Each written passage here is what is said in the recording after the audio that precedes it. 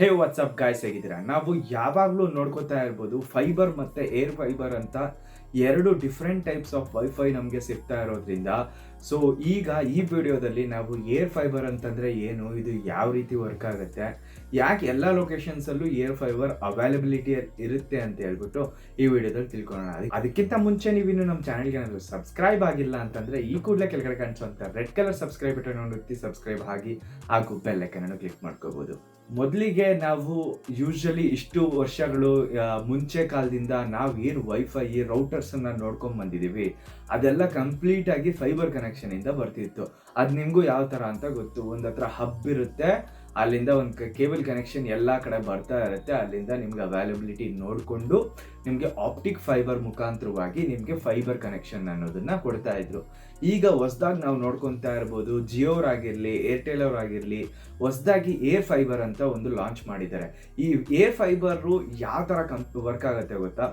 Usually air ಫೈಬರ್ನ connect ಮಾಡಬೇಕಂದ್ರೆ completely simple. ನಾವು ಫೈಬರಲ್ಲಿ ಯಾವ ಥರ ಆಪ್ಟಿಕ್ ಫೈಬರ್ ಇರುತ್ತೆ, ಆಪ್ಟಿಕ್ ಫೈಬರಲ್ಲಿ ಇಂಟರ್ನೆಟ್ ಬಂದ್ಬಿಟ್ಟು ಹಬ್ಬಿಂದ ನೀವು ಡೈರೆಕ್ಟಾಗಿ ವೈರ್ ಮುಖಾಂತರವಾಗಿ ಎಳ್ಕೊತಾ ಇರ್ತೀರಾ. ಬಟ್ ಏರ್ ಫೈಬರಲ್ಲಿ ಬಂದ್ಬಿಟ್ಟು ನಿಮಗೆ ಒಂದು ಸಿಮ್ ಕಾರ್ಡ್ ಇರುತ್ತೆ. ಆ ಸಿಮ್ ಕಾರ್ಡು ಇಲ್ಲಿ ತೋರಿಸ್ತೀನಿ ನೋಡಿ, ಜಿಯೋ ಅವರು ಏರ್ಟೆಲ್ ಅವರು ಈ ಥರದ್ದು ಒಂದು ವೈರ್ಲೆಸ್ ರೌಟರನ್ನು ನಿಮ್ಮ ಮನೆಗೆ ತೊಗೊಂಬಂದು ಹಾಕ್ತಾರೆ ಏರ್ ಫೈಬರ್ ಅಂತಂದರೆ. ಅದಕ್ಕಿಂತ ಮುಂಚೆ ಅವರು ಏನು ಮಾಡ್ತಾರೆ ಅಂತಂದರೆ ಮೇಲೆಗಡೆ ನಿಮ್ಮ ಮನೆ ಮೇಲೆಗಡೆ ಒಂದು ಆ್ಯಂಟೆನಾ ಫಿಕ್ಸ್ ಮಾಡ್ತಾರೆ. ಆ ಆ್ಯಂಟೆನಾನ ಯಾವ ಥರ ಫಿಕ್ಸ್ ಮಾಡ್ತಾರೆ ಅಂತಂದರೆ ಸ್ಯಾಟಲೈಟಿಂದ ಸ್ಟ್ರಾಂಗೆಸ್ಟ್ ನೆಟ್ವರ್ಕ್ ಎಲ್ಲಿ ಬರ್ತಾ ಇರುತ್ತೆ ಆ ಡೈರೆಕ್ಷನ್ ನೋಡಿಕೊಂಡು ಕರೆಕ್ಟಾಗಿ ಸ್ಟ್ರಾಂಗೆಸ್ಟ್ ನೆಟ್ವರ್ಕ್ಗೆ ಸೆಟ್ ಮಾಡ್ತಾರೆ.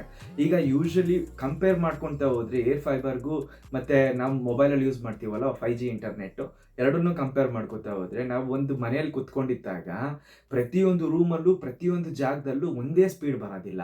ಬಟ್ ಏರ್ ಫೈಬರಲ್ಲಿ ಬರುತ್ತೆ. ಯಾಕೆ ಅಂತಂದರೆ ಮೇಲೆಗಡೆ ಸ್ಟ್ರಾಂಗೆಸ್ಟ್ ನೆಟ್ವರ್ಕ್ಗೆ ಕರೆಕ್ಟಾಗಿ ಅಲೈನ್ ಮಾಡಿರ್ತಾರೆ. ಅದಾದಮೇಲೆ ಏನಾಗುತ್ತೆ, ಅಲ್ಲಿಂದ ನಿಮಗೆ ಸಿಗ್ನಲ್ ಅನ್ನೋದು ಮನೆ ಒಳಗಡೆ ಒಂದು ವೈರ್ಲೆಸ್ ರೌಟರ್, ಇಲ್ಲಿ ತೋರಿಸೋ ಥರ ರೌಟರ್ನ ಫಿಕ್ಸ್ ಮಾಡಿರ್ತಾರೆ. ಅದರಲ್ಲಿ ಆ ರೌಟರ್ ಏನು ಮಾಡುತ್ತೆ, ಎಲ್ಲರಿಗೂ ವೈಫೈ ಸಿಗ್ನಲ್ ಅನ್ನೋದು ಕಾಣಿಸುತ್ತೆ. ಅದನ್ನ ನೀವು ಪಾಸ್ವರ್ಡ್ ಹಾಕ್ಬಿಟ್ಟು ಕನೆಕ್ಟ್ ಮಾಡ್ಕೋಬೋದು. ಅದ್ರ ಮುಖಾಂತರವಾಗಿ ಯೂಸ್ ಮಾಡೋದ್ರಿಂದ ನಿಮಗೆ ಆ್ಯಸ್ ಯೂಶುವಲ್ ನಿಮ್ಗೆ ಸಿಮ್ ಕಾರ್ಡೇ ಇರುತ್ತೆ 5G, ಅದರಲ್ಲೂ ಅದೇ ನೆಟ್ವರ್ಕನ್ನು ಆ 5Gನೇ ಸ್ವಲ್ಪ ಸ್ಟ್ರಾಂಗ್ ಆಗಿ ನಿಮ್ಮ ಮನೇಲಿ ಎಲ್ಲರೂ ಯೂಸ್ ಮಾಡೋ ಥರ ವೈಫೈ ಇದು. ನಾವು ಸಿಂಪಲ್ ಆಗಿ ಹೇಳ್ಬೇಕು ಅಂತಂದರೆ ಮುಂಚೆ ಕಾಲದಲ್ಲಿ 4G ಡಾಂಗಲ್ಸ್ 3G ಡಾಂಗಲ್ಸ್ ಅಂತ ಬರ್ತಿತ್ತು. ಆ ಡಾಂಗಲ್ಸ್ ಯಾವ ಥರ ಕೆಲಸ ಮಾಡ್ತಿತ್ತು, ಒಂದು ಪೆನ್ ಡ್ರೈವ್ ಥರ ಬರ್ತಿತ್ತು. ಅದರೊಳಗಡೆ ನಾವು ಒಂದು ಸಿಮ್ ಕಾರ್ಡ್ ಹಾಕ್ತಿದ್ವಿ, ಅದನ್ನು ಕನೆಕ್ಟ್ ಮಾಡ್ತಿದ್ವಿ. ಅದರೊಳಗಡೆ ನಾವು ಆ ಸಿಮ್ ಕಾರ್ಡ್ಗೆ ಏನು ರೀಚಾರ್ಜ್ ಮಾಡ್ಕೋತಿದ್ವಿ, ಅದರಲ್ಲಿ ಏನು ಡಾಟಾ ಪ್ಲಾನ್ ಇತ್ತು ಅಷ್ಟು ಮಾತ್ರ ನೀವು ಯೂಸ್ ಮಾಡ್ಕೋಬೋದಾಗಿತ್ತು. ಸೇಮ್ ಸೆನ್ಸಲ್ಲಿ ಇವಾಗ 5G ಎಲ್ಲ ಅನ್ಲಿಮಿಟೆಡ್ ಇರೋದ್ರಿಂದ ಏರ್ಟೆಲ್ ಮತ್ತು ಜಿಯೋ ಎರಡು ಅನ್ಲಿಮಿಟೆಡ್ ಇರೋದ್ರಿಂದ ಅವ್ರು ಏನು ಮಾಡ್ತಿದ್ದಾರೆ, ಈ ಥರ ಮಾಡ್ತಿದ್ದಾರೆ. ಫಾರ್ ನಥಿಂಗ್ ಬಟ್ ಕರೆಕ್ಟಾಗಿ ಹೇಳಬೇಕು, ಇದನ್ನು ಸಿಂಪ್ಲೆಸ್ಟ್ ಮೆಥಡಲ್ಲಿ ಹೇಳಬೇಕು ಅಂತಂದರೆ ಒಂದು ಫೋನ್ ಒಳಗಡೆ ನೀವು 5G ಸಿಮ್ ಹಾಕ್ತೀರಾ, ಮನೇಲಿ ಎಲ್ಲೋ ಒಂದು ಕಡೆ ಸಕ್ಕದ ನೆಟ್ವರ್ಕ್ ಬರೋ ಹತ್ರ ಇಟ್ಬಿಟ್ಟು ಅದ್ರದ್ದು ಹಾಟ್ಸ್ಪಾಟ್ ಕನೆಕ್ಟ್ ಮಾಡ್ಕೋತೀರಲ್ವಾ ನೀವೆಲ್ಲರೂ, ಸೇಮ್ ಇದೇ ಥರ ವರ್ಕ್ ಆಗುತ್ತೆ. ಬಟ್ ಆದರೆ ಅದು ನಿಮ್ಮ ಫೋನ್ ಆಚೆ ತೊಗೊಂಡೋದ್ರೂ ಕೂಡ ವರ್ಕ್ ಆಗೋ ಥರ ಸಿಮ್ ಕಾರ್ಡ್ ರೌಟರಲ್ಲಿ ಫಿಕ್ಸ್ ಮಾಡೋದ್ರಿಂದ ಈ ಥರ ವರ್ಕ್ ಆಗುತ್ತೆ. ಈಗ ಮೇನ್ ಪಾಯಿಂಟಿಗೆ ಬರೋಣ. ಏರ್ ಫೈಬರ್ ಅನ್ನೋದು ಎಲ್ಲ ಕಡೆ ಇನ್ಸ್ಟಾಲ್ ಮಾಡ್ಕೋಬೋದಾ? ಇನ್ಸ್ಟಾಲ್ ಮಾಡ್ಕೊಳ್ಳಬಹುದು, ಮಾಡ್ಕೊಂಡೇ ಇರೋದಕ್ಕೂ ನನ್ನ ಹತ್ರ ಕಾರಣಗಳಿದೆ. ಯಾಕೆ ಅಂತಂದರೆ ನಿಮ್ಮ ಹತ್ರ ಏನಾದರೂ ಫೈಬರ್ ಕನೆಕ್ಷನ್ ಇಲ್ಲ ಅಂತಂದರೆ ನೀವು ಏರ್ ಫೈಬರ್ಗೆ ಹೋಗ್ಬೋದು, ಯಾವುದೇ ತೊಂದರೆ ಇಲ್ಲ. ಬಟ್ ಸಮಸ್ಯೆ ಏನು ಅಂತಂದರೆ ನಿಮ್ಗೇನಾದರೂ 4G ನೆಟ್ವರ್ಕ್ ಸಿಗ್ತಾ ಇತ್ತು ಅಂತಂದರೆ ಅಂಥ ಜಾಗಗಳಲ್ಲಿ ಇದನ್ನು ಇನ್ಸ್ಟಾಲ್ ಮಾಡೋದಕ್ಕೆ ಆಗೋದಿಲ್ಲ. 4G ಏನಕ್ಕೆ ಅಂತಂದರೆ ಈಗ ಯೂಶ್ವಲಿ ನಿಮ್ಗೆ 5G ಇಂಟರ್ನೆಟ್ ಸಿಕ್ಕಿಲ್ಲ ಅಂತಂದರೆ 4G 1.1 GB ಅಥವಾ 2 GB ಏನು ನಿಮ್ಮ ಡೇಟಾ ಪ್ಲ್ಯಾನ್ ಇರುತ್ತೆ ಪರ್ ಡೇ, ಅದು ಮುಗಿದೋದ್ಮೇಲೆ ಎಲ್ಲೂ ಬರುತ್ತೆ.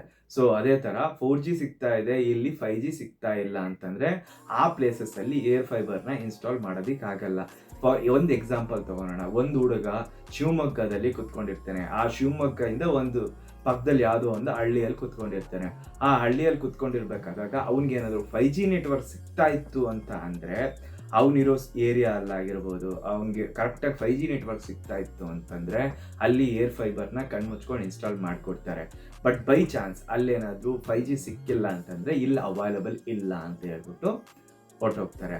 ಇಷ್ಟು ಅವೈಲಬಿಲಿಟಿ ಪ್ರಕಾರ ಎಲ್ಲ ಕಡೆ ಇನ್ಸ್ಟಾಲ್ ಮಾಡ್ಕೋಬೋದಾ ಮಾಡ್ಕೋಬಾರ್ದಾ ಅಂತ ಡೀಟೇಲ್ಸ್ ಇದು.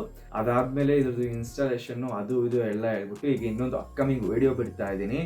ಜಿಯೋ ಮತ್ತು ಏರ್ಟೆಲ್ ಏರ್ ಫೈಬರ್ ಬಗ್ಗೆ ಬಿಡ್ತಾ ಇದ್ದೀನಿ. ಅದ್ರದ್ದು ಪ್ಲ್ಯಾನ್ಸು ತುಂಬ ಡಿಫ್ರೆಂಟ್ ಆಗಿರುತ್ತೆ. ಈಗ ನಾನು ನಿಮ್ಗೆ ಹೇಳಿದ್ನಲ್ವ ಹಾಟ್ಸ್ಪಾಟ್ ಇದು ಒಂಥರ ಆದರೆ ಇನ್ನೂ ಅದರಲ್ಲಿ ಪ್ಲ್ಯಾನ್ಸು OTT ಅದು ಇದು ತುಂಬ ಪ್ಲ್ಯಾನ್ಸ್ ಇದೆ. ಸೊ ಅದನ್ನೆಲ್ಲ ತೊಗೊಂಡು ನೆಕ್ಸ್ಟ್ ವೀಡಿಯೋದಲ್ಲಿ ತೊಗೊಂಡ್ಬರ್ತಾ ಇದ್ದೀನಿ. ನಿಮಗೆ ಪರ್ಸ್ನಲಿ ಯಾವ್ದು ಇಷ್ಟ ಆಗುತ್ತೆ, ಏರ್ ಫೈಬರ್ ಇಷ್ಟ ಆಗುತ್ತಾ ಇಲ್ಲ ಆಪ್ಟಿಕ್ ಫೈಬರ್ ಇಷ್ಟ ಆಗುತ್ತಾ ಅಂತ ಹೇಳ್ಬಿಟ್ಟು ಕಮೆಂಟ್ ಸೆಕ್ಷನಲ್ಲಿ ತಿಳಿಸ್ಕೊಡಿ. ಸಿಗೋಣ ಮುಂದಿನ ವೀಡಿಯೋದಲ್ಲಿ. ಅಲ್ಲಿವರೆಗೂ take care, see you, bye.